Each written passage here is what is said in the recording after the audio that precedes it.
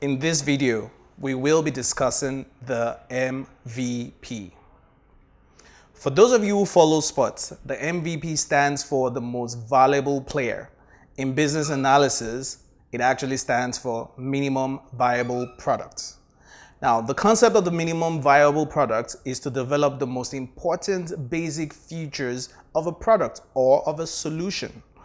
Now, the whole goal is to get early feedback from the end user or customers and use that in development of the product further down the line. Now, let's think about a phone.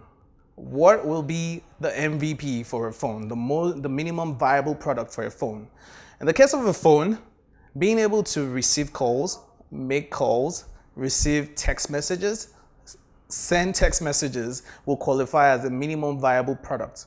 What that means is the phone is able to do its most basic functions of making calls, receiving calls, sending text messages, and receiving text messages. Now, extra features such as being able to browse the internet, being able to take pictures, being able to take notes on your phone, being able to go on social media, all of those things are extras that come after the minimum viable product. But if we want to judge a phone by its most basic functions, the ability to make and receive calls, to send and receive text messages will qualify as a minimum viable product. Now, this also applies to services. So let's think about a hotel, for example. Now, what will be the minimum viable product for a hotel service? Now, in that case, having a comfortable and safe location, having a comfortable bed in a safe location will pretty much qualify as the minimum viable product. Extras like breakfast, beautiful decoration, and beautiful ambience may not necessarily be involved in the minimum viable product. Now, this concept can be applied in almost any task you can think of, in any process you can think of, in any products that you want to, in any product you can think of.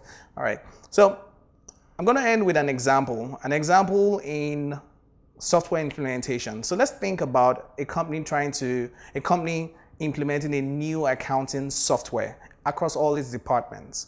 Now, the goal of the software or the uses of the software will be for reporting basis to management, will be for the accounting department in keeping records of expenses and keeping financial records and generating financial records. Other departments are also going to use it in logging their expenses and in creating their budgets and all of that. Now, in this case, the MVP will not be implementing it across the whole organization. The MVP in this case will be to implement that software in the accounting department. Now, based on the feedback from the implementation in the accounting department, the experience and the knowledge from implementing it in that department can be useful in other departments, in implementing it in other departments. Now, I'm going to leave you with an example of a real live company that used the MVP concept in developing its solution. Now, many of us will be familiar with Twitter. Twitter actually started as an MVP. And in the MVP, it was based on SMS platform, which was released to the employees of the company. Based on the success of that solution with the employees, Twitter decided to release it to the public, gaining from their early feedback from their employees. Thank you for watching this video. Please like and subscribe to our channel for more business analysis glossary terms.